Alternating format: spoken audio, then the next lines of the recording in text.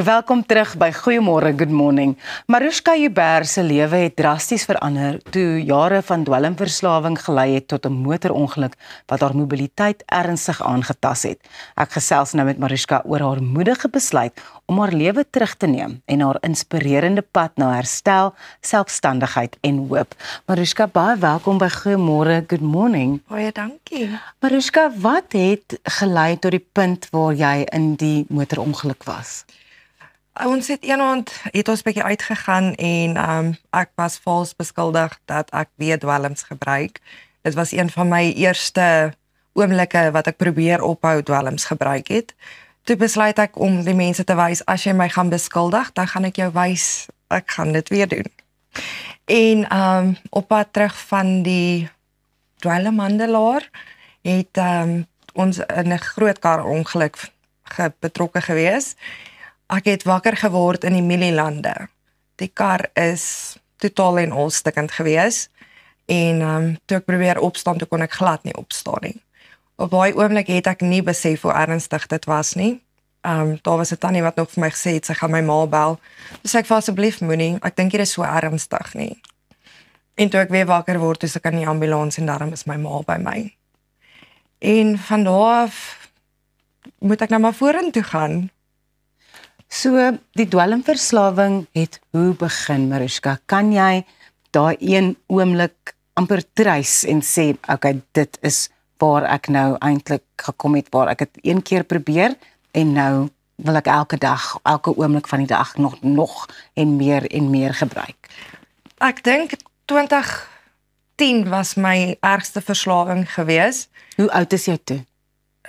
Graad 11, 17. Okay. Ja, 17. Okay. Ek dink daai was my ergste verslawing gewees. Ons het dit eers net occasionally gebruik en ek het gedink dit is mos nie 'n probleem om dit so nou en dan te gebruik nie.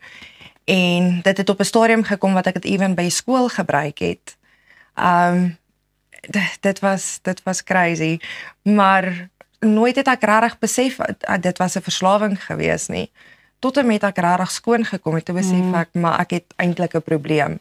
Jy's in soveel denial dat jy nie besef jy het regtig 'n probleem nie. Ja, en dit is daai siklus amper van leuns en dit probeer wegsteek vir mense en dan ophou en weer begin. Jy was seker in daai tipe siklus ook erg vasgevang. Ek was verskriklik en ek dink ek het vir myself baie gelieg daaroor. Ja. Ek het myself probeer flous, daai denial wat hulle van praat.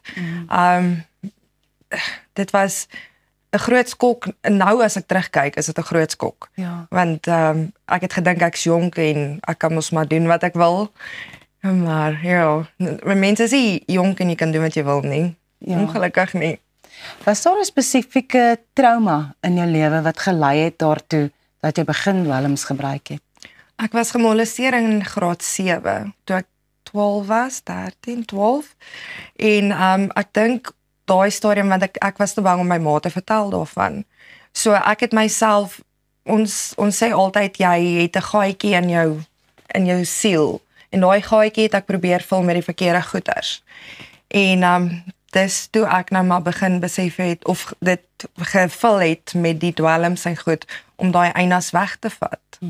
En ek het eers graad 9 die guts gekry om vir my ma te sê, luister hierso, dit gebeur. Maar ek het ook vir haar 'n briefie geskryf, ek kon nie vir haar lewende lywe sê nie. So ek wil nou teruggaan na die ongeluk. Die ongeluk gebeur toe nou, is dit die punt waarop jy nou sê, ek gaan nou ophou met die dwelms? Nee. Nee, ek was vir 65 dae in ICU alleenlik. My longe het plat geval. Tot 3 rugwervels versplinter in my en my longe het plat geval. Ek was op 'n trachea gewees. Ek was een van 5 mense, die eerste 5 mense in Suid-Afrika op 'n ECMO masjien daai tyd. So die mediese fondse het teen dit geskop want dis nie in Suid-Afrika. Ja. 2 van ons het oorleef. En ek was nog in rehabilitasie vir die rolstoel. Toe begin ek al klaar weer gebruik. Ek het vir 2 jaar na die ongeluk nog steeds gebruik. En een oggend nadat ek gebruik het, toe besef ek, hoorie, maar ek kan nie eers uit my bed uitklim nie. Ek kan niks vir myself doen nie. toe besef ek, pull yourself towards yourself. Ek moet regkom of ek gaan dit nie maak nie. Want dit is nou 'n storie van, jy het reeds trauma beleef, toe is jy in aktiewe verslawing, toe gebeur die ongeluk, nou moet jy dit ook verwerk, dan is jy weer terug in aktiewe verslawing. Daai gaatjie. So dit is net 'n dieper en 'n dieper gat wat daar gebeur.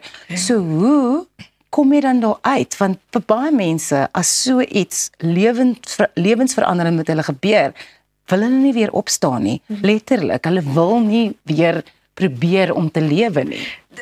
As ek kyk daarna, dan maak dit my actually baie kwaad, want daar is mense wat so is soos wat jy sê, ja. Maar ek moet sê, my ma se huistervrou, as dit nie vir my ma was, het ek nie weer opgestaan nie.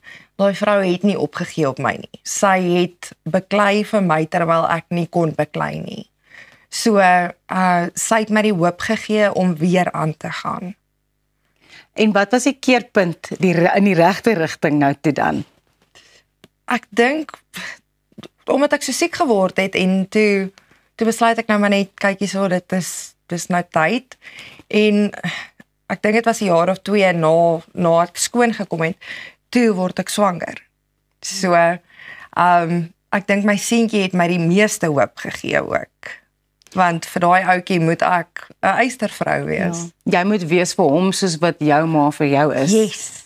En toe jy nou besluit het ek wil skoon word, was dit iets wat jy op jou eie gedoen het of het jy soos meetings bygewoon, het jy na rehabilitasie gegaan, het jy dit net op jou eie gedoen? Ek en my ma en my familie het dit deurgewerk.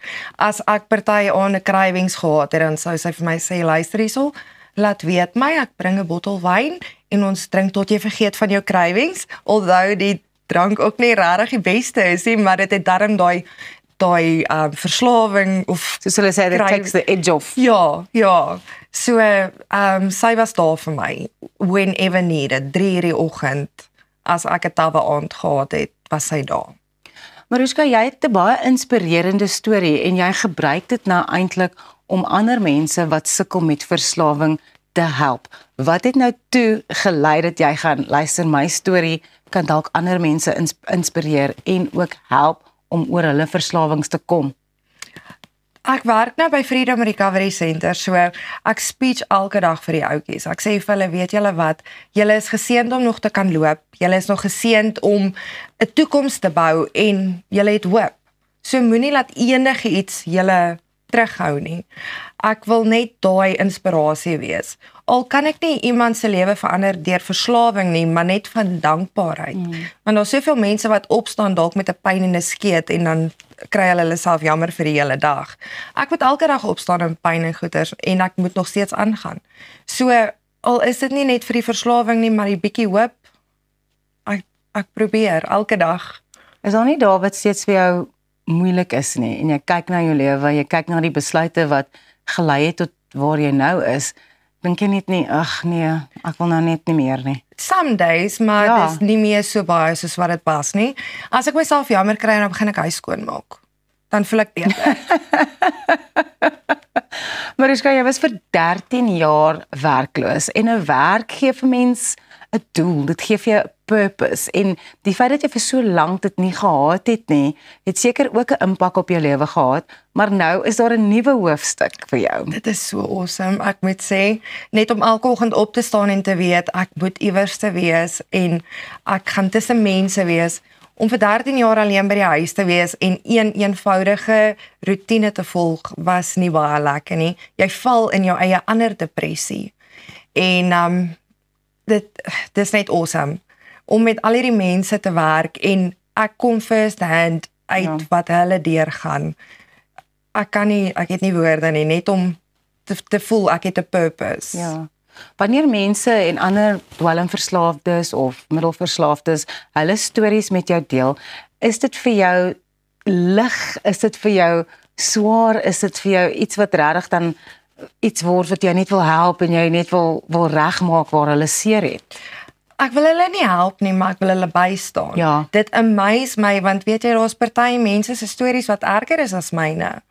So, elke huisie het sy kruisie, en ek is dankbaar vir elke dag, want daar's ons baie ander mense wat nie so geseënd is soos ek nie en baie ouers wat opgegee het op hulle kinders, van my ouers nie op of my ma nie opgegee het op my nie. So daar's soveel om dankbaar te wees vir.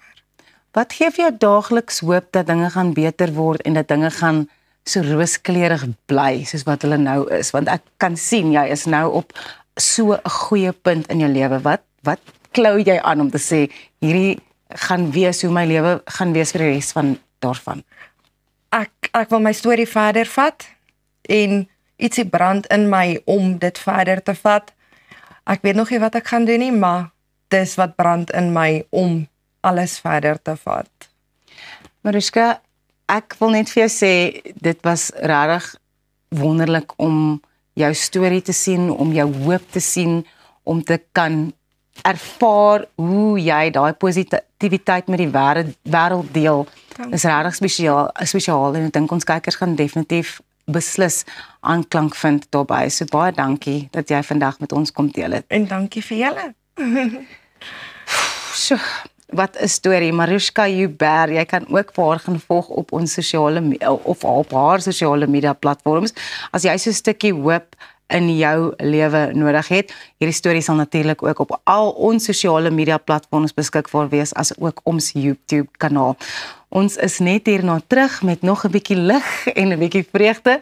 Jan Scheppel kom maak vir ons met sy fuel bietjie musiek.